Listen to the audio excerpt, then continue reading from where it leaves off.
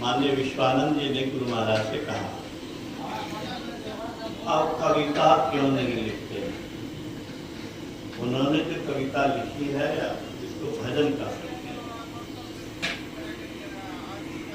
महर्षि में ही बदावे नाम है, आप क्यों नहीं लिखते? लोग तो बहुत पद लिखे हैं, आप तो एक पुस्तक लिखे, इसके बाद नहीं। गुरु महाराज ने कहा कि अब अस्फुरना नहीं होती। बड़े प्यारे थे, मुलक्कु थे, कहा अस्फुरना क्यों नहीं होती? जबकि गुरु महाराज से कोई प्रश्न उत्तर करने में डरते, लेकिन उन्होंने पूछ दिया अस्फुरना क्यों नहीं होती? इच्छा क्यों नहीं होती? अस्फुरना, ब्रेन अस्फुरित क्यों नहीं? तो उन्होंने कहा कि देखो, साधना करता था, नई अनुभूतियां होती थी। क्या नई अनुभूतियां होती थी? आंख बंद करके खाली बैठे हुए नहीं रहते थे, अनुभव होता है, नई अनुभूतियां होती थी। अब वो अनुभूतियां तो व्यक्त करने की अंतः प्रेरणा होती थी, व्यग्रता होती थी। अब ऐसी कोई बात नहीं।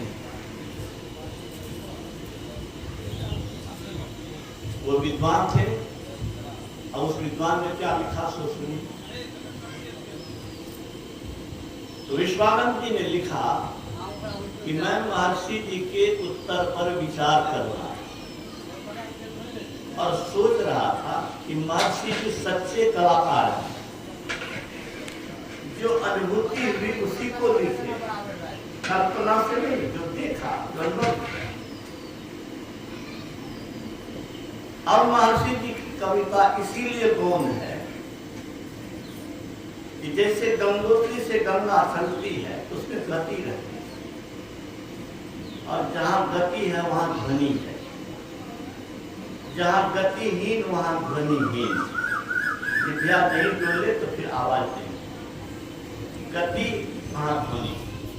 महर्षि जी की कविता इसीलिए गौण है कि साधना की चरमावस्था जनित आनंद में इतनी निमग्न हो गई है, ईश्वरीय आनंद की अनुभूति में इतनी निमग्न हो गई है कि अब गतिहीन और ध्वनिहीन है।